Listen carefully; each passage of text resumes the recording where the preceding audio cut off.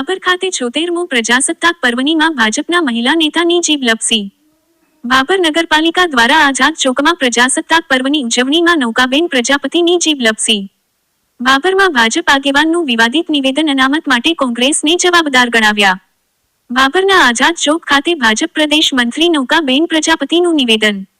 અનામત આજે બન્યો છે માથાનો દુખાવો, તુષ્ટિકરણ અને વોટ બેંકના કારણે આજે પણ આપણે અનામત દૂર કરી શક્યા નથી। વાત કરવામાં આવે તો આજે 26 જાન્યુઆરી પ્રજાસત્તાક પર્વની ઉત્સાહભેર ઉજવણી કરવામાં આવી રહી હતી। ભાભરના આઝાદ ચોકમાં નગરપાલિકાનો કાર્યક્રમ રાખવામાં આવ્યો, જે દરેક વેપારી ભાજપના નેતાઓ ભાજપની ઉપલબ્ધિ ગણાવી રહ્યા હતા।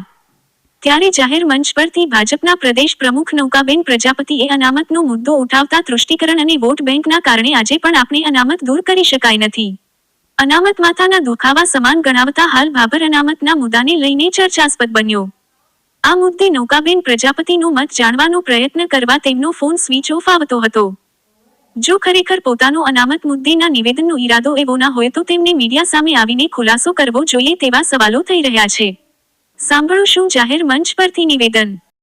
કે રાતના આધારે ક્યારે ક્યારે પુષ્ટિકરણની નીતિના આધારે અને વોટ બેંકના આધારે સાચવવા માટે એ અનામતને આજે પણ આપણે દૂર કરી શક્યા નથી। અને આપણને ખબર છે કે આજે અનામત એક માથાનો દુખાવો બની રહ્યો છે।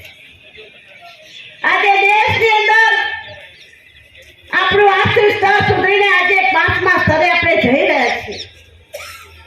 એક ભારતના એક નાગરિક તરીકે આપણી શું ફરજ હોઈ શકે કે ભારતની દેશની જે પ્રોપર્ટી જે છે, જેની મિલકત છે, એ આપણી છે મિત્રો। એનું જતન કરવાની ફરજ આપણી છે।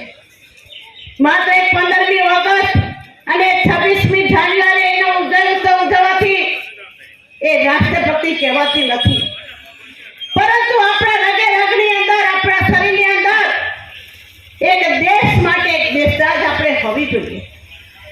આજે ઇઝરાયલ જેવડો એક મુઠ્ઠી જેવડો દેશ મુસ્લિમ દેશોને હંફાવી રહ્યું છે। કારણ એ જ કે દેશની અંદર રહેલા નાગરિકોની અંદર એમનામાં ભારોભાર રાષ્ટ્રદાસ છે મિત્રો।